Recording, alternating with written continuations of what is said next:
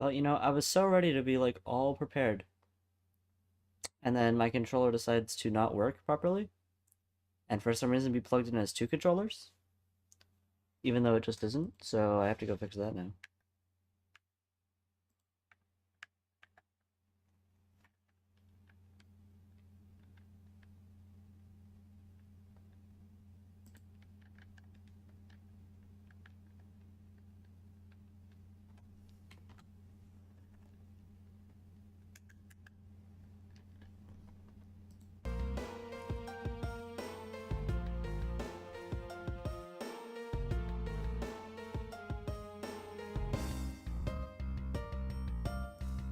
Okay, now that we're all ready for Sherzies, we can actually get back to... What did I do last time? I have to like... What do I actually need to do? Reference is KG8. Right, because there's like an incident that happened that was nearly identical to KG8. And we're the defendant, or prosecutor, not defendant.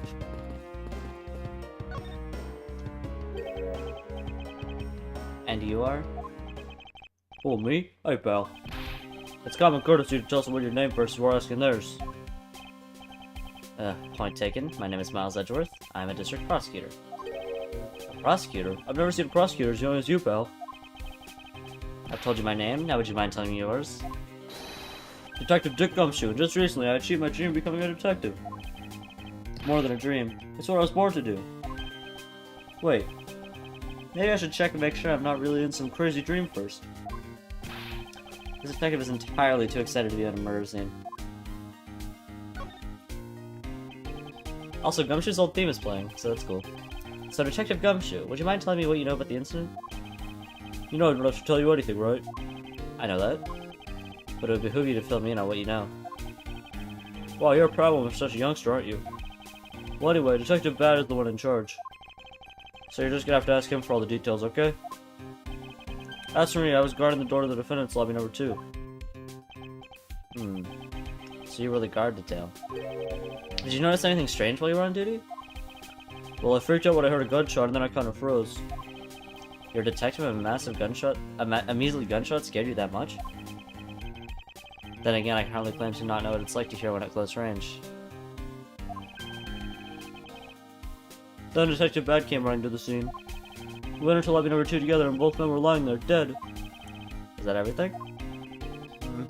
Yeah, that's it. I was in the hallway the whole time, but I didn't hear a single peep of struggle. Interesting. Other than the gunshot, I didn't hear a single sound of commotion. Shouldn't that be a logic piece and not really a piece of evidence? I mean, I guess you have to. That's like a contradiction, but still. Is there any? Can I present this?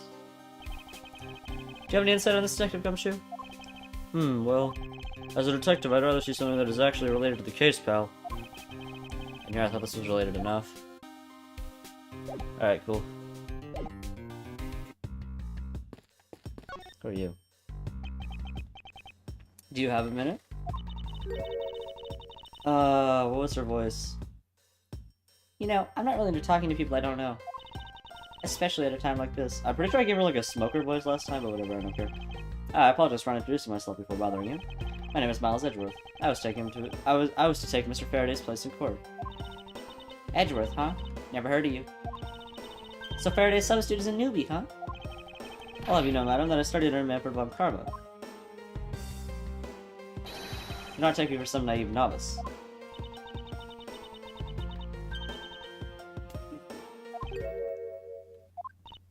Do not take me for some naive novice?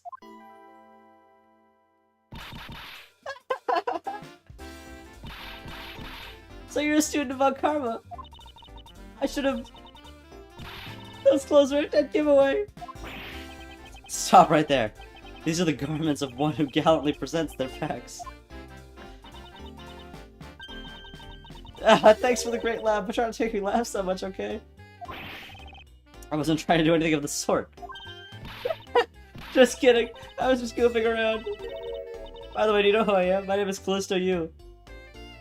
That's somewhat Callisto Yu. Something I don't understand. And if you're telling the truth, then we were about to go head-to-head in court. But of course, I've heard much about you, Miss Yu. Ah, but of course, I've heard much about you. You're a regular Shakespeare. Did I say something funny? Okay, well I thought we talked to her last time, but we clearly didn't.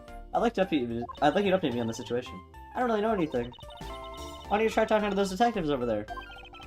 If that's the case, then why are you here? What's so funny? It's just that the way you speak is so tactless. The person I was going against in court until a little while ago was just murdered. It's not like I could go back into the court pretending as though nothing happened. That's a good point. I apologize for asking such an insensitive question. It's fine. Don't worry about it. Miss you. Monsieur, somebody wishes to see you. Who is it? I could open it up as a staff member by the name of Manny Cochin. What? What's going on? Detective Bad and Miss Yu's moods just changed all of a sudden. Wait a second, was it Manny Cochin? I'll be right there.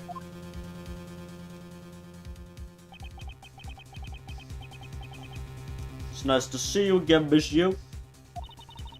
Why are you here? I have no desire to ever see you again. Now. Actually, would you mind stepping outside for a brief chat? Fine, let's go.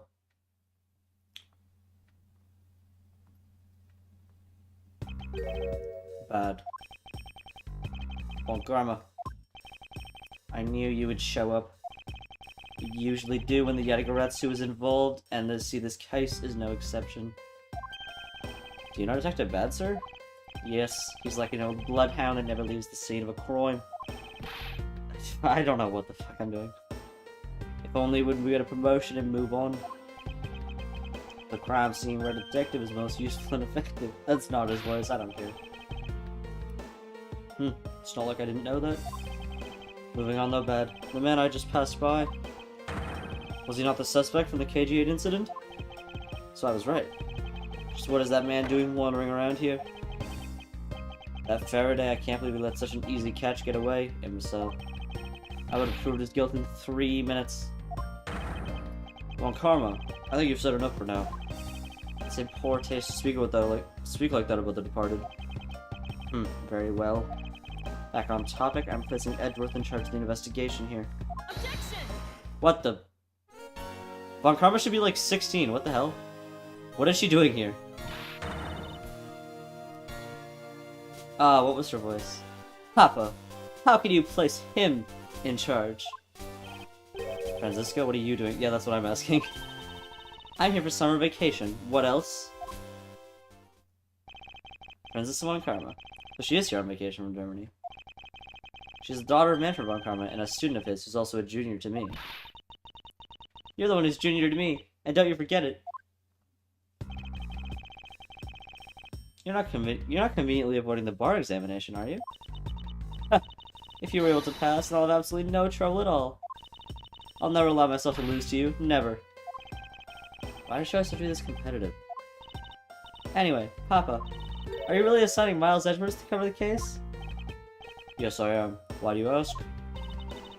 Well, you know, I'm close to becoming a prosecutor myself. And I'm 100% confident that I can do a better job than him. That's just like Francisca. She has no problem badmouthing someone right in front of them. Bad. Yeah? These two will be conducting the investigation. What? You want me to let both of these kids loose on the crime scene? This is a perfect opportunity for them to work on their prosecutorial skills. A crime scene is not a place for children to be messing around in. I'm the one with the authority over this crime scene, Bad. And I will not tolerate complaining. Why the hell does he have... He's not a police officer, why does he have control? Edgeworth, Francisca, I leave this case to the two of you.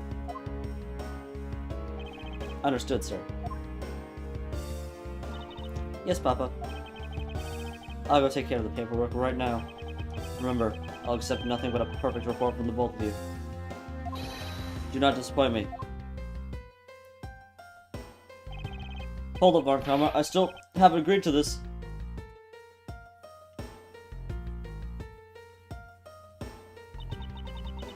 Miles Edgeworth.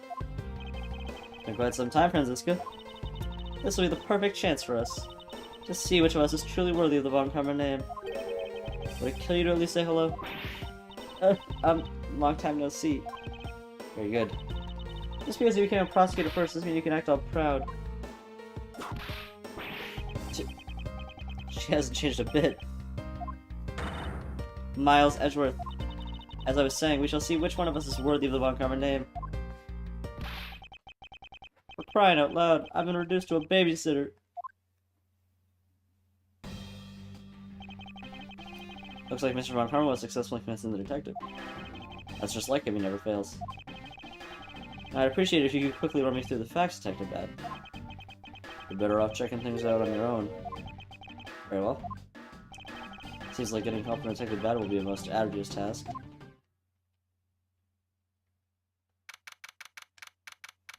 Why is there a TV in here? It's a defendant's lobby.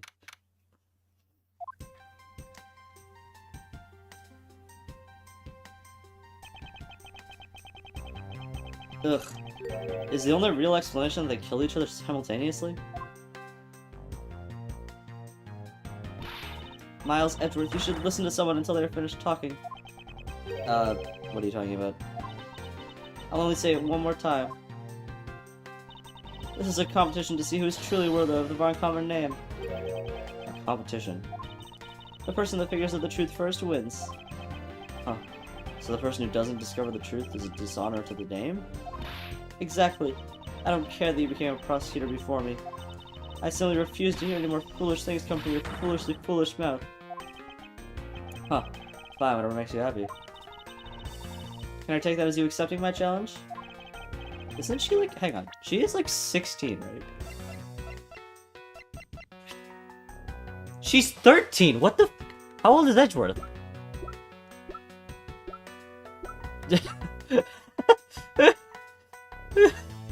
His age is unknown.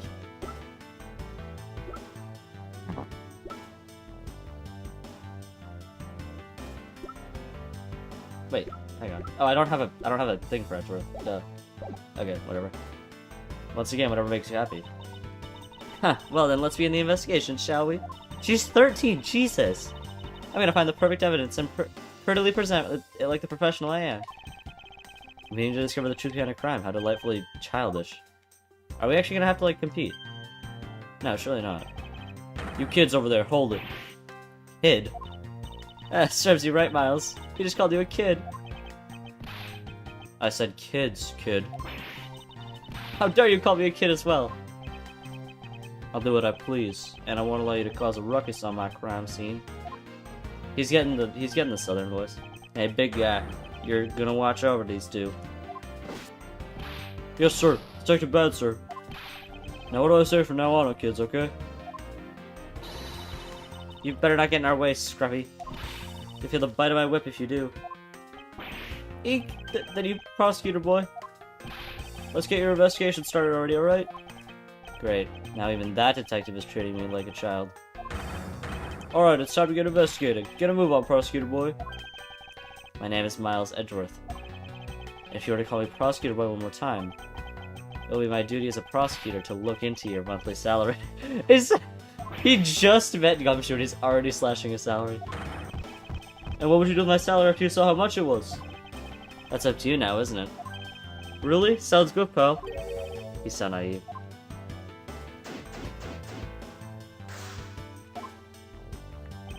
Detective Bad, may I have a word with you? What is it? It appears that both a knife and a gun were used as murder weapons. Yeah, it does. That leads us to our first question of the investigation. Where did the men acquire the weapons? The gun was inside of Faraday's bag. It was a piece of evidence that was presented in the trial earlier today. It was used to kill the Codopian Embassy staff member, Codopian. But I never heard anything about the knife. Mr. Rell was being held by the police. There's no way he could have brought it. Which means it's possible that Faraday had the knife on him from the start as well. Could it have been a piece of evidence that had yet to be presented? But then, why doesn't Detective Bad know about it? Wait, what if It's possible Mr. Faraday brought the knife in under the guise of prosecutorial evidence. He could have then brought it out and attacked Mr. Rell with it. Huh. Maybe you've got a brain in there after all, kid. Ugh. Is he gonna treat me like a child forever? Looks like Mr. Faraday attacked Mr. Rell first, who then counterattacked. That's the only logical conclusion you can draw from the scene like this. Not yet. I feel it's too early to be drawing conclusions already. I must first find conclusive evidence so as to ensure the honor of the Von Carver name.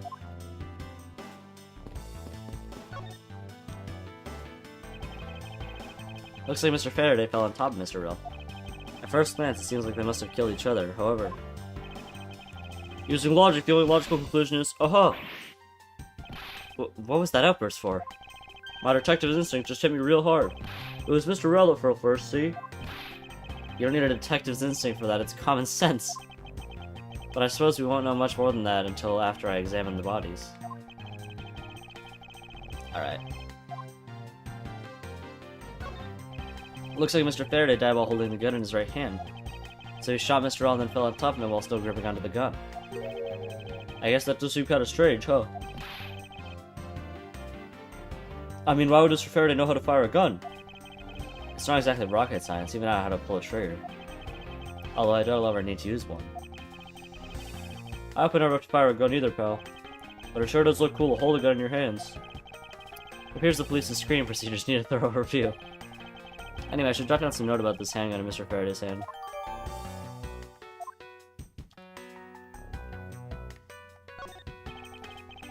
First he killed a Cadopian Embassy staff member, then he was murdering himself. Then he was murdered himself. This guy wasn't exactly an angel, you know. Oh? What makes you say that? Well, he's being hauled into the precinct several times for theft and assault, pal. So yeah, he's definitely the type to have committed a murder or two. Well, I did admit to killing Mr. Deadman. Hey, good point, pal. I knew my detective's intuition was telling me something. Detective's intuition? Yup, do you know about it? It's a special feeling that all We don't have time for this conversation right now. Let's return to the investigation. Looks like Mr. Rell died with a knife in his hand. There's some blood stuck on it. Then he must have used this as a weapon. Yep, no doubt about it. Was Mr. Faraday carrying this on his personage? Did he bring this as a piece of evidence for the trial? Or did he bring it in with a very different intention in mind? I should jot some notes down about it.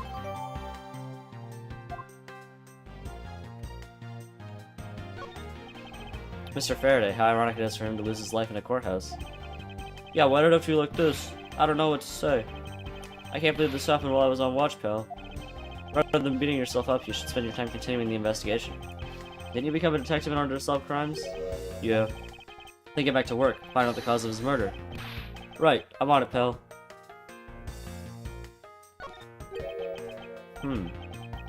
Why are the plastic bags scattered all around? Those bags are for keeping evidence safe, pal. I know that much, detective. You sure are good at this stuff, aren't you, pal? Normally I'd be happy when someone calls me, but when it's this guy... Anyway, because these plastic bags be evidence of a fight between the two men? That's the first piece of logic we have as well, I'm pretty sure. Yeah. So, signs of a struggle. Or rather, why are there plastic bags on the ground, really is the question. There's some stuff in that bag, pal. I suppose it's Mr. Faraday's bag? It's probably the trial evidence I was supposed to collect from him. This is the evidence? Oh, I better not touch it. I'll leave prints on it. Do you just not pay attention to anything you do?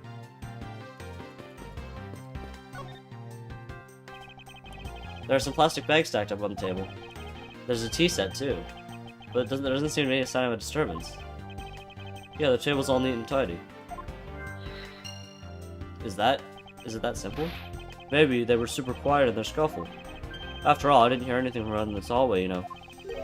Maybe the plastic bags scattered on the floor are throwing us off? Is it this simple?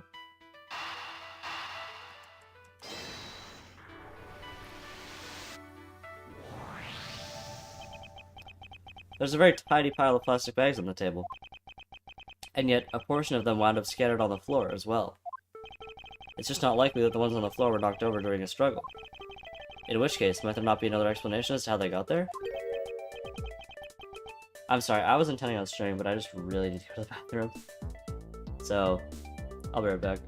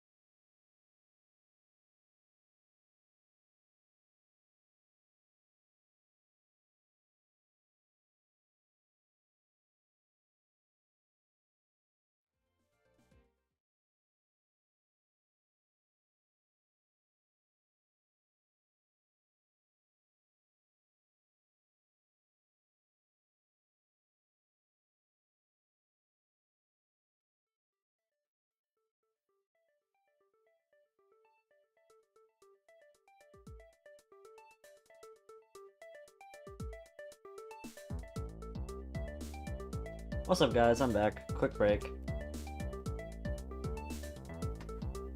Not a big deal at all. You know?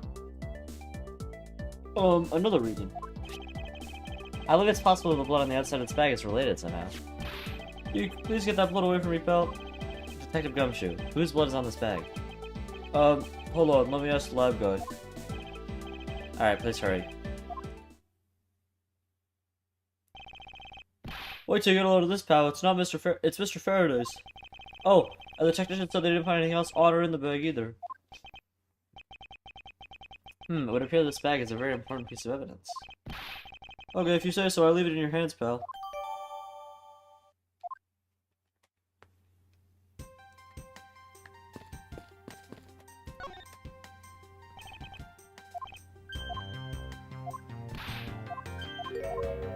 Alright, that was the logic piece. Can I, like, talk to him? Detective Bad, do you have any thoughts on the case? Faraday real. Looks like they killed each other to me. Hello. There are a few things that just don't seem right. And what would they be? Huh. I need to try thinking on your own first before you bother me, boy. Ugh, now I've been downgraded to just boy?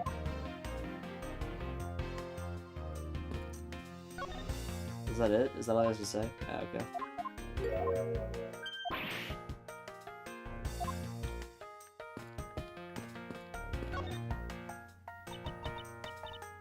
Ah, I see. Did you figure something out? This is a competition, Miles. As such, I'd appreciate it if you didn't talk to me. As you wish. Is there more to investigate here? Oh, okay. We looked at their face, looked at this, that.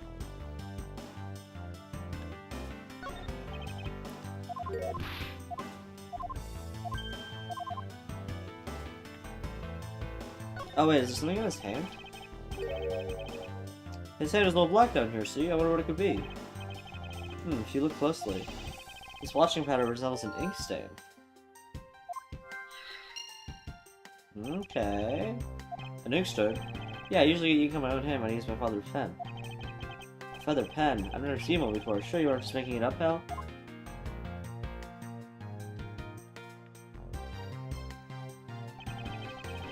Mr. Ellis' cause of death was from being shot, correct? That's what we think, but it's hard to tell with him lying face down. Death is bad enough, but it's really meant that someone would try to hide the truth. Are you sure they were trying to hide something? I can't confirm Mr. Ellis' cause of death with his body positioned like that. Detective Bad, I'd like to examine the bodies in further detail if possible. What's this? You're unable to form a theory with them the way they are? I believe an examination of the bodies is vital to finding the perfect evidence, don't you? I suppose you do have a point. Well, hurry up and get on with it. Labby. Yes, sir, we're taking her photos of the scene, sir. And there you have it. Do you not approve? Of course not. What? Investigation of a crime scene is the work of a detective, so don't touch a thing. Hey, Big Phil, turn over the bodies for me, will you? Okay. Please forgive me, Mr. Faraday, sir. Gumshoe, do not get emotionally involved. Remember, you're a detective. Yes, sir. Understood, sir.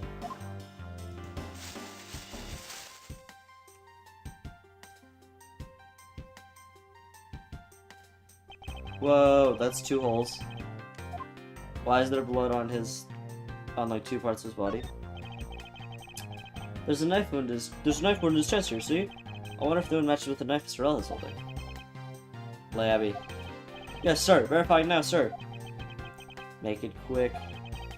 For the look of things, one could deduce that the knife Mr. Ellis holding is what killed Mr. Faraday. There's something in his breast pocket. Oh, it's his pocket. It's a fountain pen. Okay, well that answers the ink question. I don't know why we need the answer to that. Hey, I used to keep a pencil behind my ear. It's because Detective Bad is always telling me, you should always write your name on everything you own. Yes, somehow you do strike me as quite a forgetful individual. I don't really see what this unlocks, though.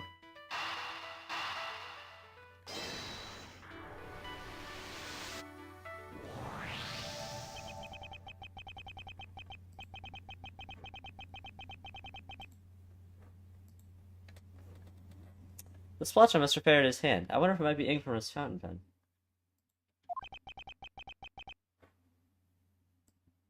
Sorry, excuse me a minute.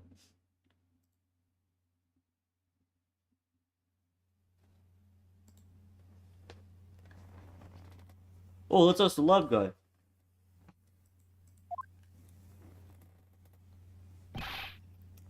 Detective Gumshoe, sir. I confirm that the substance on Mr. Faraday's hand is the ink from his fountain pen, sir. I see, good work. Oh, you know, I've always wanted to say that, even if it was just one time in my life. Mr. Faraday wrote with his fountain pen in his left hand. I think it's fair to assume he was left-handed. It appears Mr. Faraday's pen is very important to our case as well. Okay, if you say so, pal. Okay, well that's a contradiction. He's left-handed but shot with his right hand. We can't deduce anything though, yet. Mr. Faraday is holding a gun in his right hand. That's the one Mr. Rell got blown away by, right? Abby, your answer? Yes, sir. We found that the ballistic markings do match that gun, sir. Oh, ballistic markings are the figurative fingerprints a gun leaves on a bullet when fired. Every gun leaves its own unique ballistic markings. Therefore, by looking at the markings on a bullet, you can tell which gun it came from. Yeah, that's it. Of course, I already knew all about that, pal. Maybe you're better not going back to the academy. You come on, sir. Cut me some slack, will you? So the bullet that was fired from the skin is what found Mr. Rell. But should we be able to deduce? Because Mr. Faraday, how ironic is it? Oh wait, I guess I said.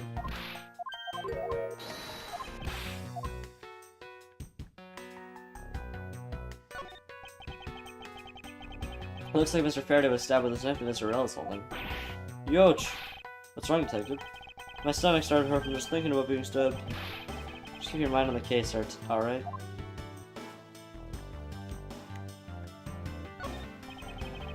Shot in the chest. It takes some guts to fire a gun in a courthouse. I mean, I've been a detective for a whole week and I still haven't fired a single round yet. There aren't any burn marks on his clothes, that must mean... Wait, burn marks? A round grows very hot as it is discharged from a firearm. Therefore, burn marks are usually left when a shot is fired from point-blank range. Ergo, Mr. L must have been shot from at least a yard or two away. You sure you know about your neat stuff for your age, pal? Apparently, the detective has as much common knowledge as your everyday marsupial. Let's now try to understand how the two men died. First, Mr. Faraday took the gun, and the knife out from today's trial evidence. Then he aimed the gun at Mr. L and fired. However, Mr. L managed to grab the knife and counter Mr. Faraday while being shot. Then the two men fell together where they stood. That is my theory in any case. What a crazy way to go. Still, something about that explanation just doesn't seem right. Crime scene Jones started down already, doesn't it? I believe now I have a firm grasp on what happened here. Oh, is that it? Ah, I see. Did you figure something out? This is a competition, Miles, and it's such a— oh, okay. It's the same thing. Do you have the same thing to say? Yep. I don't see what I can possibly do if I'm done investigating.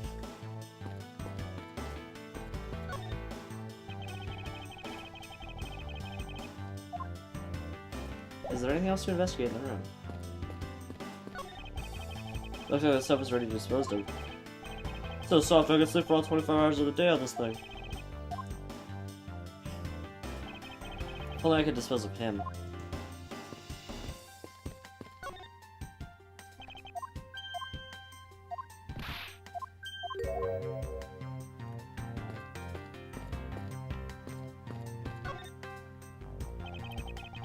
The window is open and, there's a fresh flowery scent in the air. Well, the flowers in the garden there are so gross and ghastly. Do you think maybe you could try offering something useful for a change? Well, at least there's no one somebody escaped through the window, pal. They wouldn't wake up and smell the flowers after a fall from the 3rd floor.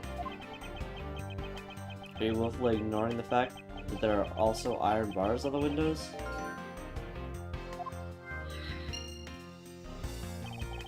Yeah, I guess there's that too. Either way, no one can get through these windows, right?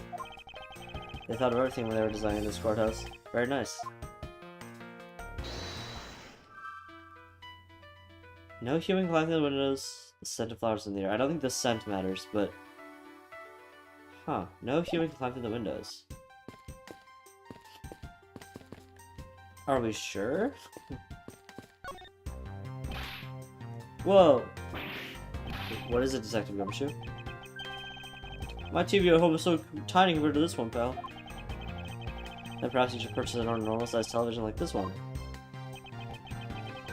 Well, let me see here. Wow, this thing is huge. Ah! And way too noisy. You're the noisy one, Scruffy. You don't touch it, you get your fingerprints all over it. But I didn't touch it. Preservation of the crime scene is the foundation of detective work. The foundation, huh? Sounds like something that Ricky here needs to shore up on. I guess there's not much left to investigate, huh? They really did kill each other. No, we can't conclude that quite yet.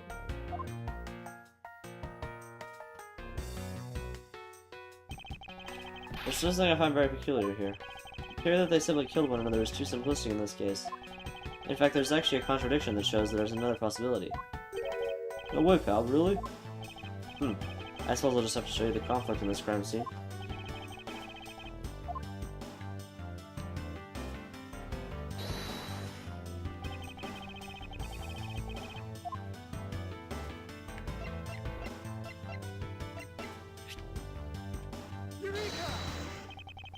Now I come face to face with the contradiction I spoke of, and it is this. Mr. Faraday uses left-hand artist with his fountain pen. Ergo, he is left-handed. And yet, the handgun is in his right hand. Don't you find it odd that the left-handed Mr. Faraday would hold the gun in his right hand? That, ladies and gentlemen, is the great contradiction haunting this crime scene. Oh, you're right, pal, it does seem kind of strange. But how could something like that happen? Facts add up to one conclusion and one alone. Someone else put the gun in Mr. Faraday's hand after he died. Someone else? Plastic bags scattered on the floor, and a gun in the wrong hand. I sense the presence of a shadowy figure behind this case. A person of vile intent who is serious about keeping the truth from us.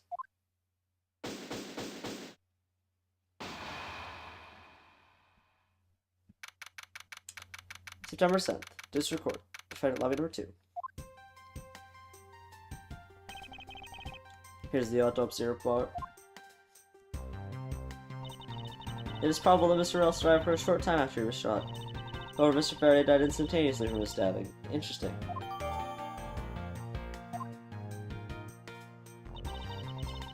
It looks like we now know everything we need to know about this case.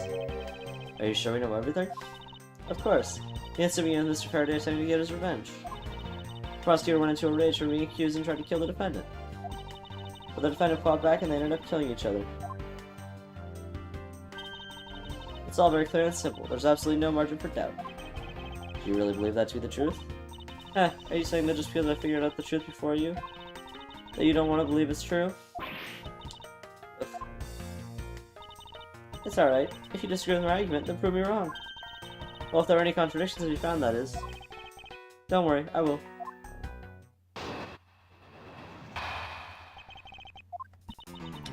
Mr. Faraday's death was instantaneous, while Mr. Rell survived for a short time. From this, it is obvious that Mr. Faraday died after he shot Mr. Rell. And Mr. Rell, while on the brink of death, stole Mr. Faraday's knife and stabbed him. Those are the facts of this case. Mr. Faraday's death was instantaneous, therefore he must have attacked first. Proving that logic to be false is probably the fastest way to show that it's wrong. In that case, I should first look for any holes in our theory.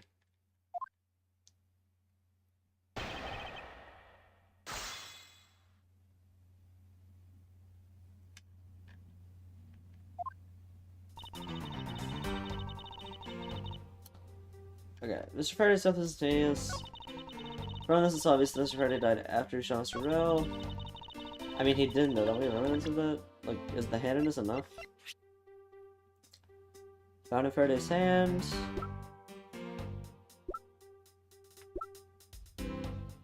Left-handed.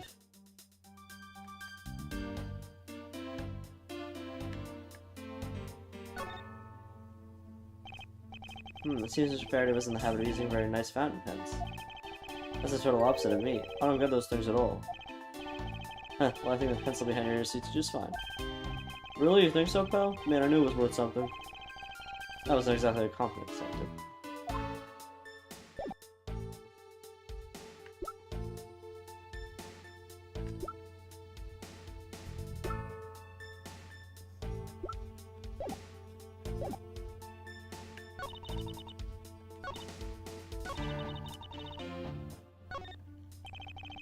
There's something strange about Francisco's theory. I should compare our claim with the data I've gathered this far. I just know there's a contradiction somewhere. Okay, Mr. Faraday's death was instantaneous. He must have died after shooting Mr. L. Wait, was he on the bottom?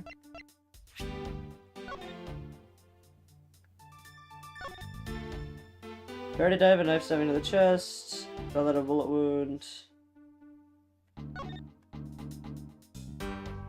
No, Faraday was on top. Okay. Wait, isn't that actually still a contradiction, though? Because if he died instantly after being stabbed... I mean, it's not necessarily a direct contradiction, but...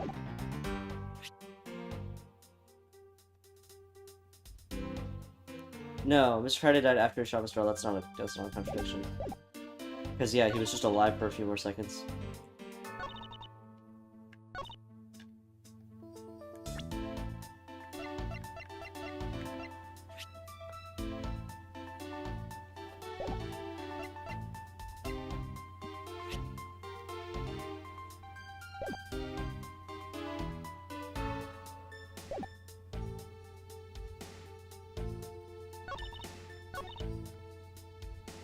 Mr. Faraday's death was instantaneous, so Mr. L was survived for a short time. Unless it is obvious Mr. Faraday died after he shot Mr. L. Okay, I'm just gonna start posting stuff. Do you truly believe Mr. Faraday died instantaneously? I have the murder report right here. Mr. Faraday died instantaneously of shock due to being stabbed in the chest. There, you see? It's been documented clear as day. Ugh.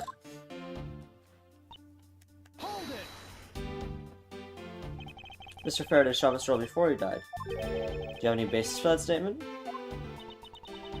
Your foolishness has no end, does it? Now I hate to repeat myself, however, Mr. Faraday died instantaneously. That's all the basis I need. Alright, so if Mr. Faraday died instantaneously, then he must have attacked Mr. L before being stabbed. You're finally beginning to catch on, I see. And Mr. L, while on the brink of death, stole Mr. Faraday's knife and stabbed him. Oh wait.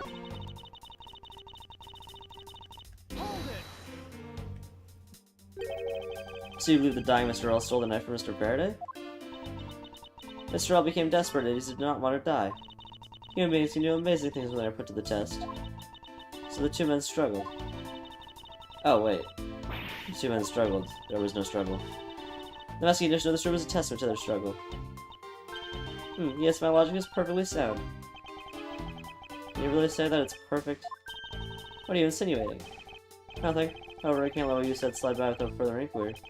One must be clear and precise, so if you could append that statement to your testimony. Fine.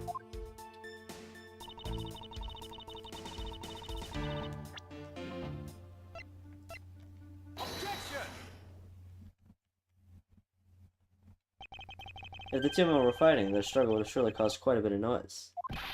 However, Detective Gumshoe testified that he heard absolutely nothing. Ha! You place too much faith in the detective's testimony, you know. But for the sake of argument, let's say there wasn't a fight. Judge Shapiro? How then did Mr. Earl get his hands on the knife?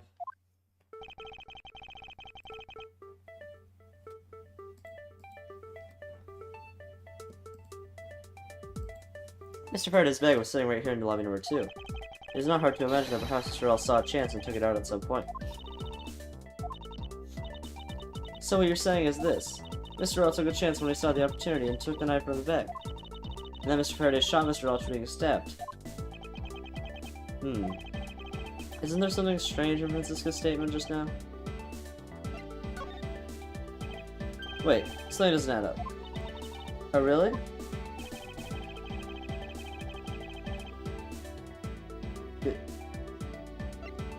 You know this. He was stabbed in, he died instantly. According to the coroner's report, Mr. Faraday died instantaneously, meaning that he died immediately upon being stabbed by the knife. Ergo, we cannot possibly have fired the gun after that. Oh, you got me.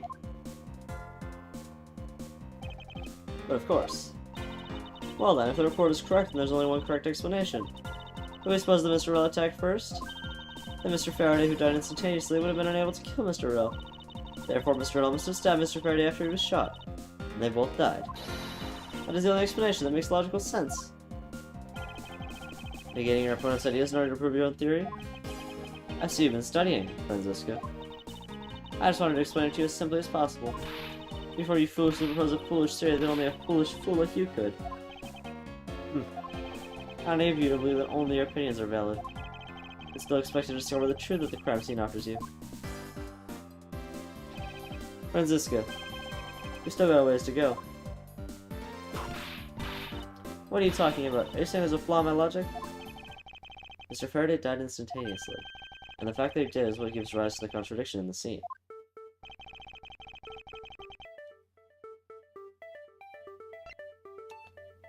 Okay. I mean, the order of events we know is wrong, but that's not really a contradiction.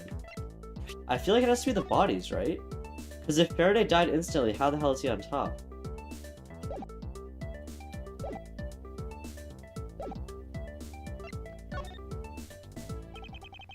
Let me get this straight. What you're arguing is this.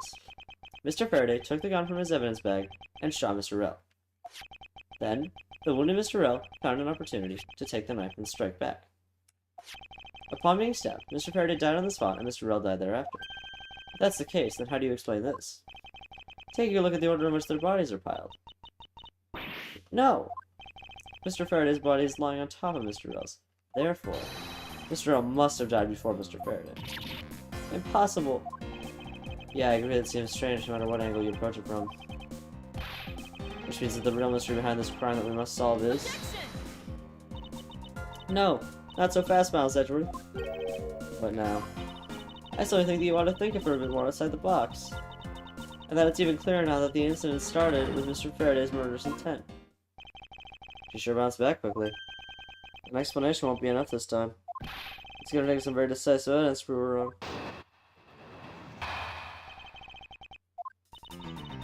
It was just chance Mr. Faraday's body fell on top of Mr. Rell's. The two bodies fell into a pile, which indicates that they attacked each other at the same time. It really doesn't matter in the slightest that they fell in the opposite order. Well, it kind of does. I just know that Franziska's explanation isn't absolutely correct. All I have to do is find a hole in her logic. Once I do, I can then present her with the evidence that proves the contradiction.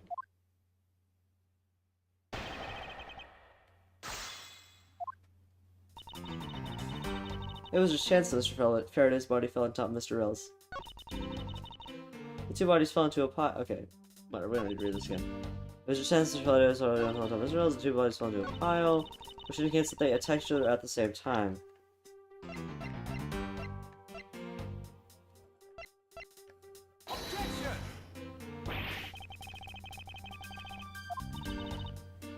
Miles Edgeworth, you dare try to bluff through this by presenting unrelated evidence? You're a disgrace to the Von Karman name. Ugh, could I have it all wrong? My logic there was that the gun wasn't point blank, so they couldn't have.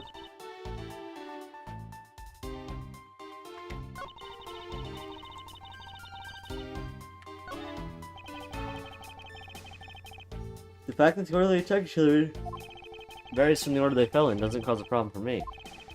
However, there's definitely one certain aspect that I'm having trouble swallowing.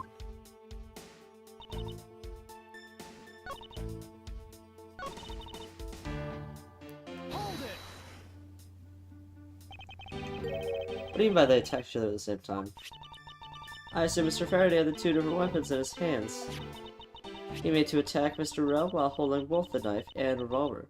And then, after Mr. Faraday fired the gun, Mr. Rell grabbed the knife as he was falling and stabbed Mr. Faraday. That is how Mr. Rell wound up on the bottom with the first Faraday on top. At close range, that's more than possible. Yes, it's possible, but... Well, if you have any other ideas, then show me what you got. Oh, I will. After that, I'd like you to defend what you just said to the testimony. Huh. I don't see any point to that, but as you please.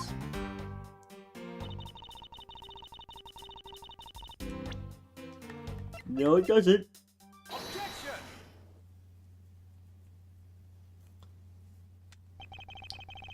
They kill each other at close range. Sorry, but that's impossible.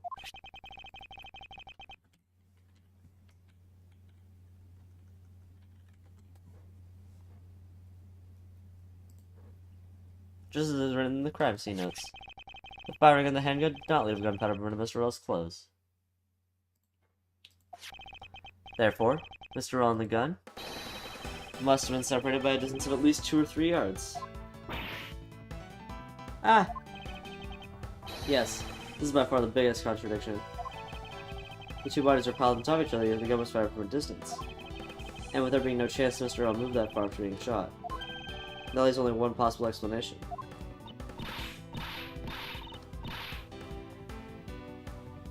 What a completely foolish line of foolish thought from a thoroughly foolish fool! I'm not right. And who was it that made the first move with intent to kill, huh? Who? The person that attacked first with murderous intent? That would be... Here in this room, contradictions appear no matter which man we claim attacked first. Thus there can only be one explanation. There was a third person here. It was that third person who killed both Mr. Faraday and Mr. Rell, and set their bodies up to make it look like a double murder. The third person is the real culprit. Miles Edgeworth, there's just one thing you're missing. Evidence, correct? Exactly. Everything you've said up until now is nothing but a story played out in your head. However, this is where the real test begins. Can you prove there was a third person involved in this crime? Of course. The third person was truly here. The fact will resolve the glaring contradiction. The proof that this is made of the setup, made to look like they killed each other. I'll present it, and lay bare the final piece of the puzzle that's not yet in place. What is this evidence that proves there was a third person involved? Oh. The sheet? Or is it the hand in this thing? Take that! The gun in Mr. Faraday's hand and the plastic bag with his blood on it. These two items point to the presence of a third person. How so? Recall Detective Gumshoe's testimony. I was in the hallway the whole time, but I didn't hear a single peep of struggle. If there wasn't a struggle in this room, then there shouldn't be any plastic bags on the ground. Meaning that someone else must have deliberately scattered them around.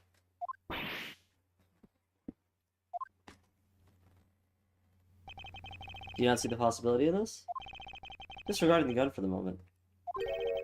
There's a high probability of blood splatter when a knife is used on a person.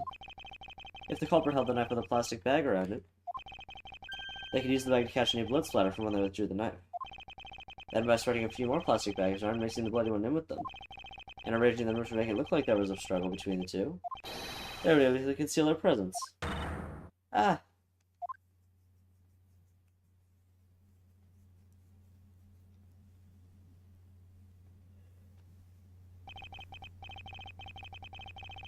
Looks like we still got a long way to go in this investigation.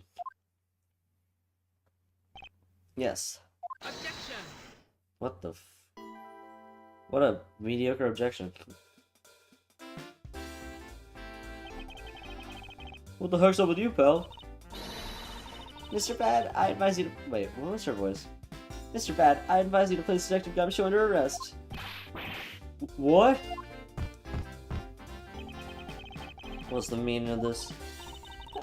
Looks like you're not man enough to discipline your own subordinates. Don't you dare. The detective claims he was there standing in front of the door the entire time. But I have it on good authority that it was all a giant lie. Monsieur, I asked you to please explain the last statement. I'll let his honor explain it himself.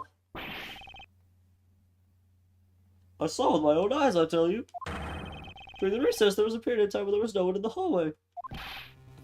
What? See, Mr. Bad? So I ask you, why would a detective who was supposedly doing his job the whole time want to fabricate such a lie? Gumshoe, did you? Did he kill Faraday? No! Of course not, sir! It would appear the one who set this whole crime scene up is that detective, which basically renders his testimony a complete lie and wholly invalid. It looks like your perfect logic has just come tumbling down, Miles. Ugh.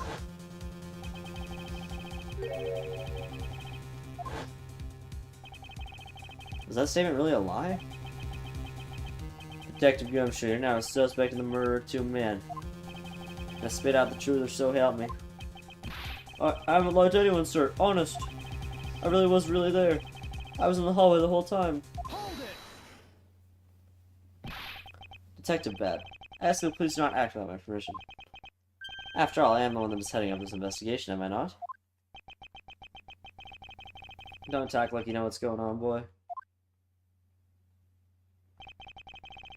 All I want is for this investigation to run perfectly. Perfection is the only wish of a disciple of Von Karma, after all. Therefore, before I take Detective Gumshoe into custody, I'd like to set the record straight on something. And what's that? What should I ask Detective Gumshoe about?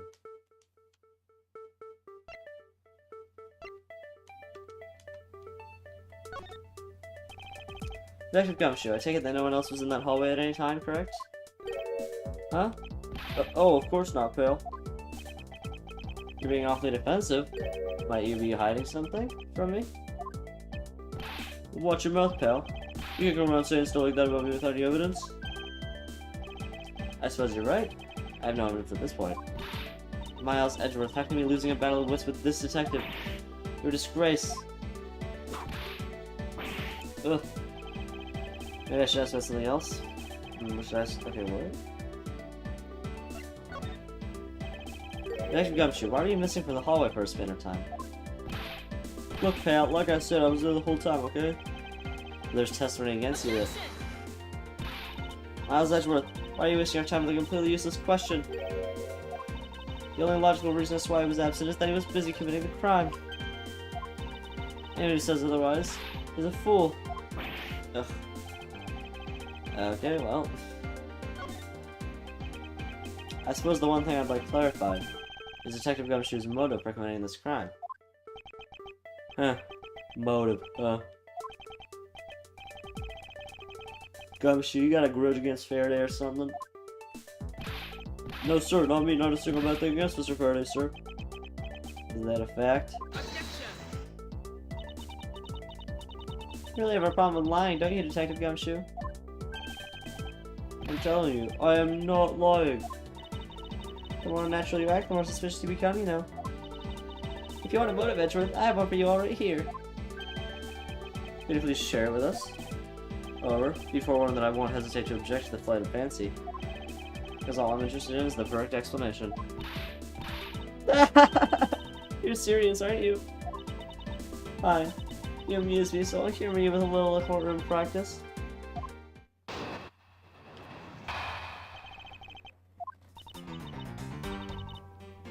It was about a week ago.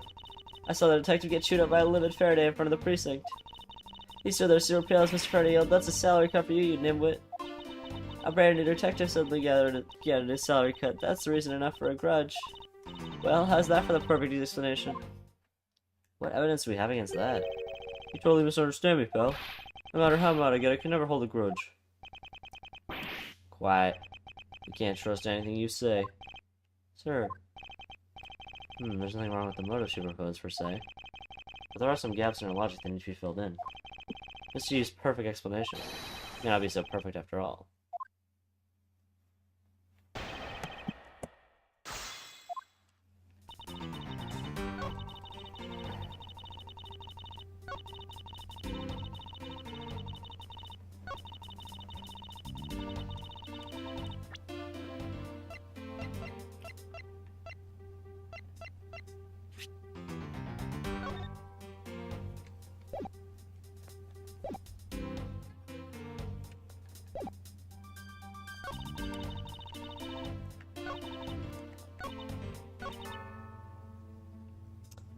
Livid Faraday in front of the precinct.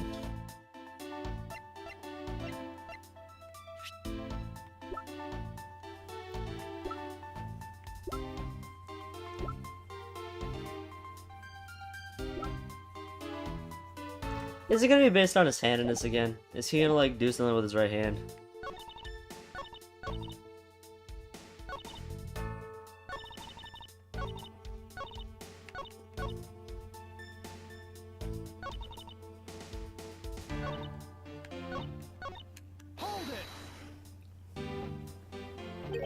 A week ago? Then you and Detective Gumshoe are acquaintances? No way, I only met him in person today. Then how did you know about Detective Gumshoe? Oh, I've seen him around before.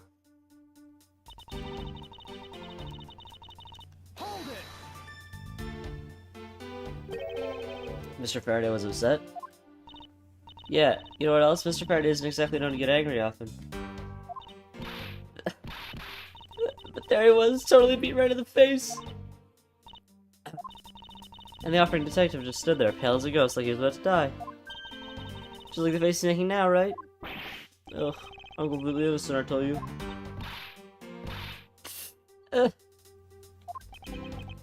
Poor man.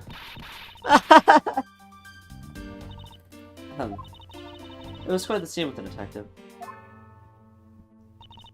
He stood there super pale as Mr. Faraday yelled, "That's a salary for you, damn it." You just stood there watching this unfold in front of you? Yeah, I have to say it was really enjoyable too. That's why when I saw Detective Gumshoe earlier, I knew I had to steer clear of him. No way. I thought it was because I had something stuck in my face. But you do! Huh? What I got stuck on my face? Let's start with your eyes, nose, mouth. Oh. And those ridiculous eyebrows. Huh? Oh man, messing with your head is just too much fun. Miss you, if you don't mind, I'd like to return you to your testimony now. Sure, why not?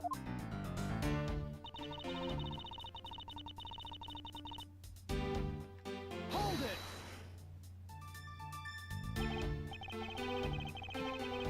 Took out a new Detective Seller right off the bat like that.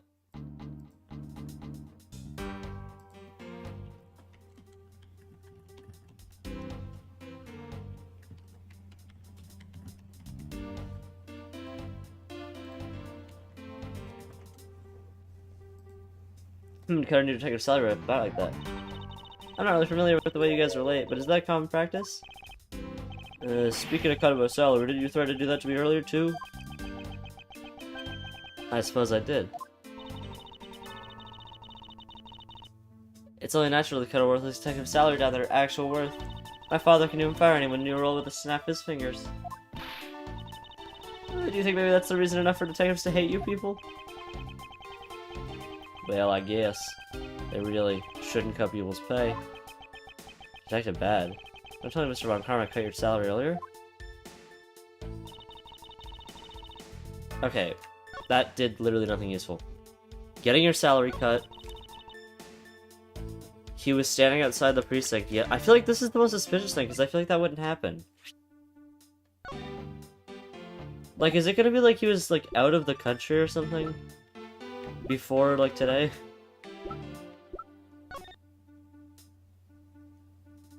Age 42. Faraday died of a knife. It was instant. Bullet wound. A few yards away. Alive afterward.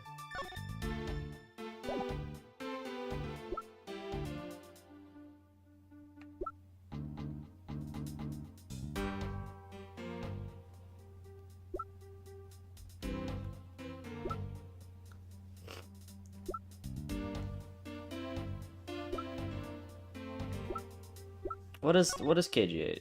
Oh right, it's just this paper. Okay. I don't know.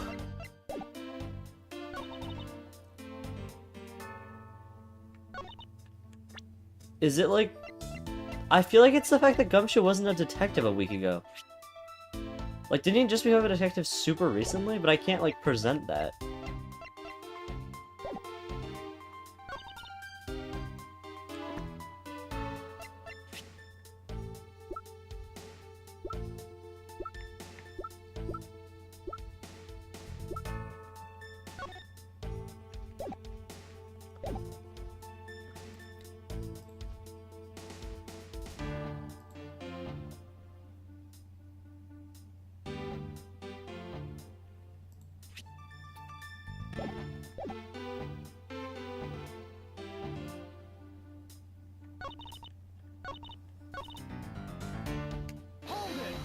Okay, I just cheated again. You have to press this and then she just fucking does a new testimony, apparently.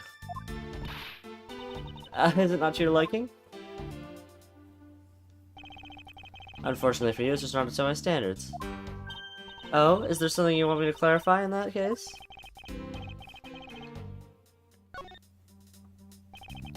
Alright, if you clear this one thing up for me.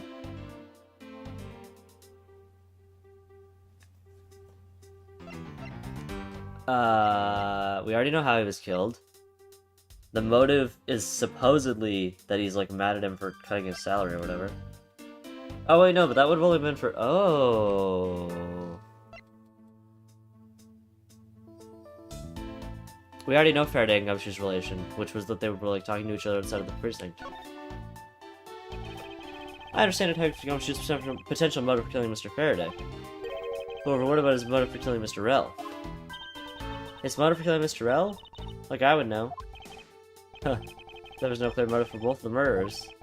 Then I doubt this incident would have occurred. Wouldn't you agree? Is there anyone else who might have had a grudge against either one of the two men? Or should we look into that ourselves?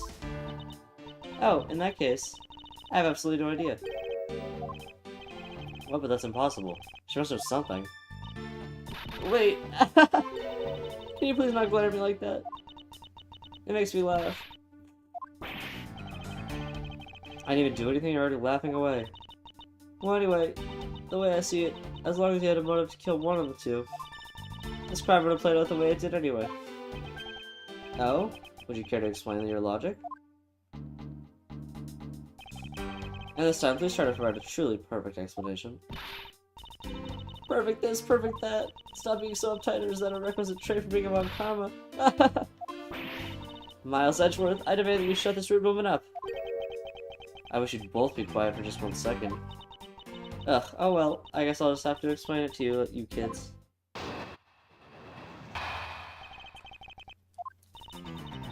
There's no one out there with a motive to kill both Mr. Faraday and Mr. Rel. All you really have to establish is that someone had a grudge against one of the two men. Mr. Rel, who happened to be there, became a witness to Mr. Faraday's murder. Therefore, he was killed out of necessity and set up to look like they had killed each other. I wonder if that's really true. Is there no one out there with a grudge against the both men? I should take another hard look at the evidence for this morning's case. The second KG agent started calling it involved an embassy staff member, and the two men who both found out as suspects in the case. There's someone else I'm overlooking who is somehow related to them? Sure is edgy, but I didn't know it. Objection! Apparently, it's the guy on the page. Miss you, I believe there's someone you overlooked in making your statement. Or rather, is it because you'd rather not bring this person up? What do you mean? We're looking for someone with a reason to kill both Mr. Faraday and Mr. Rel. I can think of at least one person that fits the bill. He was a suspect in the original KG incident, and a member of the Kodopian embassy staff, Mr. Manny Kochin. That's right, the very man who came to visit you earlier in the hallway. The man who killed a member of the Kodopian embassy staff, Mr. Rel. And the man who was the lead prosecutor of the KG incident, Mr. Faraday. Are you telling me that Mr. Kochin has no reason at all to kill both of these men? Well, I suppose you might have a reason or two. You covered for me, pal.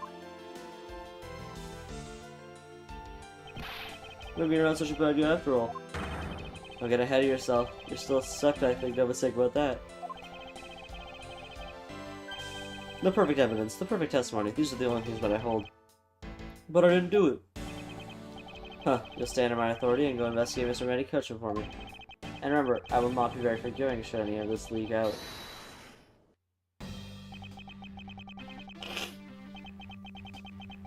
You want to investigate Kochin? You just be wasting your time. Why is that? Kochin was up in the viewing gallery watching the trial. Or so I was told. Every cop in this place has been keeping an eye on the guy since he arrived. The only real suspect we still have is Detective Gumshoe. I suppose so. No way, come on, Detective Bad, you gotta believe me, sir. I really was in that hallway the whole time, sir.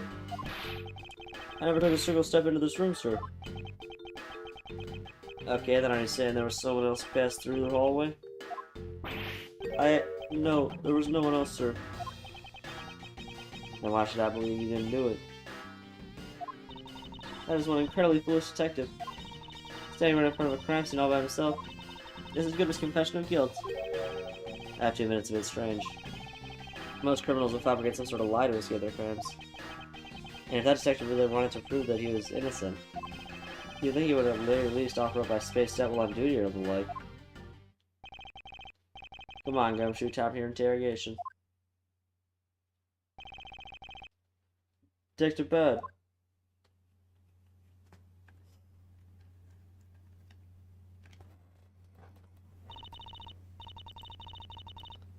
Miles Edgeworth, go on ahead and report this to Papa. And that, as they say, is that, right everyone? Ho ho ho. Well, I suppose we should also be getting back to our real jobs now, huh? Before we do, monsieur, there's something I'd like to speak with you about. What is it?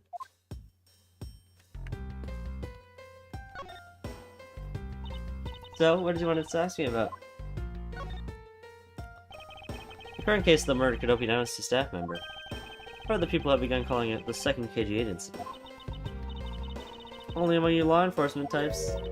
And what about it? I'd like for you to tell me everything you know about the original KG8 incident. I'm afraid I can't help you. I don't know anything beyond what was reported in the papers. No, I believe you know much more, since you are directly tied to the KG8 incident.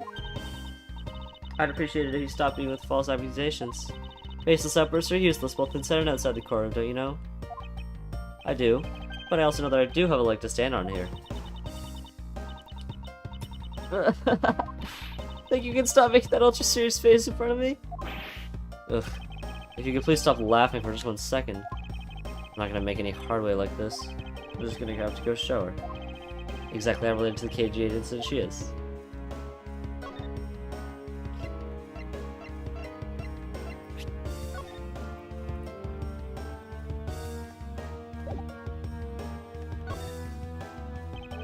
Monsieur, I believe that I have proof of your connection to the KG8 incident. That file is your proof? Very well then. Why don't you tell me exactly how I'm related to the KG8 incident?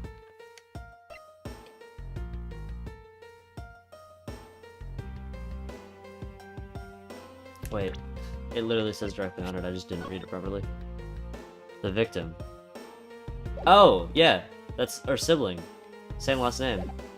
I thought it was her, but no, it's her sibling. Your connection to the KG8 incident is through the victim. The victim's name is CCU. You'll note that she has the same last name as you. Can you really still tell me with a straight face that you're not related to this at all?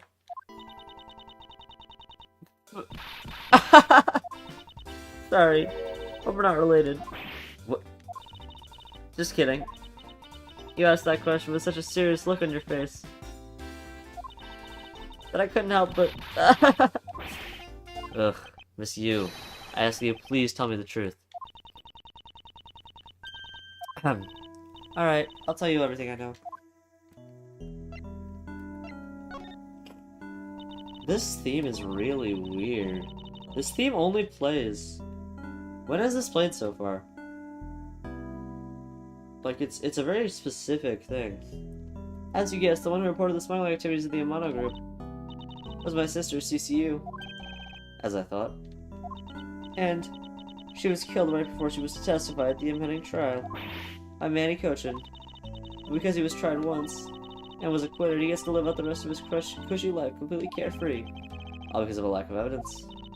No, I heard that the evidence to convict him did exist. What? I heard from Mr. Faraday himself after Mr. Cochin's trial was over. Apparently a man in black made an offer with the most important piece of evidence. A man in black made an offer with the most important piece of evidence. The evidence that I've been tampered with. Is it just like a criminal or something like that? The smuggling ring began running out of the Amano group by one of its sororities. They bailed Mr. Cochin out. Turns out, they were in league with each other all along. How big was the smuggling ring? Was it a large operation? I don't really know. Which is why I wanted to become the lead defense. On this case, the people are calling the second KG8 incident. But I haven't learned anything new at all. I was probably expecting too much, I know. You mean you think this case has nothing to do with the smuggling ring? I don't know what to think. Why did Mr. Cochin want to meet with you earlier? Actually, he came to watch the trial. Apparently he only found out that I was the defense lawyer on this case after he arrived. Figured he should say hi and one other thing. Looks like he couldn't resolve anything this time either, too bad. What's that supposed to mean? Oh boy, stop it with the scary face already. I'm fine, really. I gave him a good slap across the face.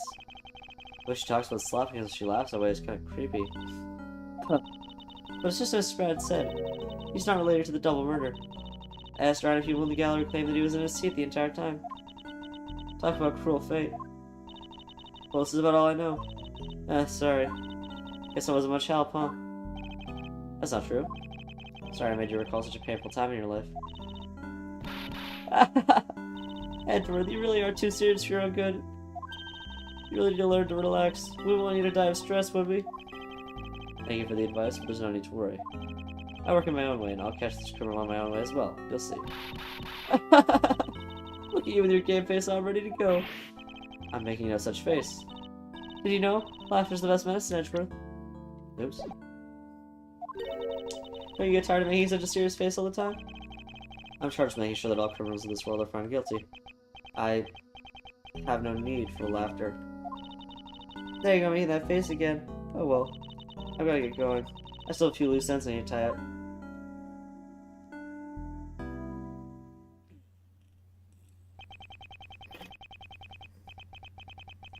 The KG8 incident and this murder investigation. It is my belief that these two cases are related to each other somehow.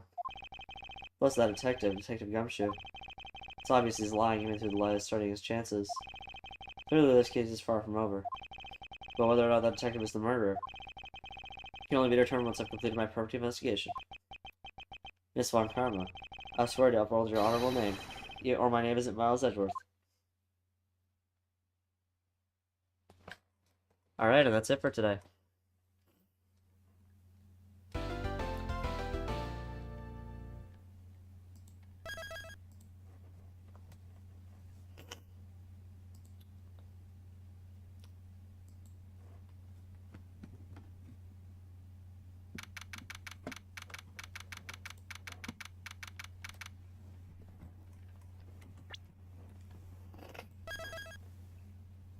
Thank you for watching.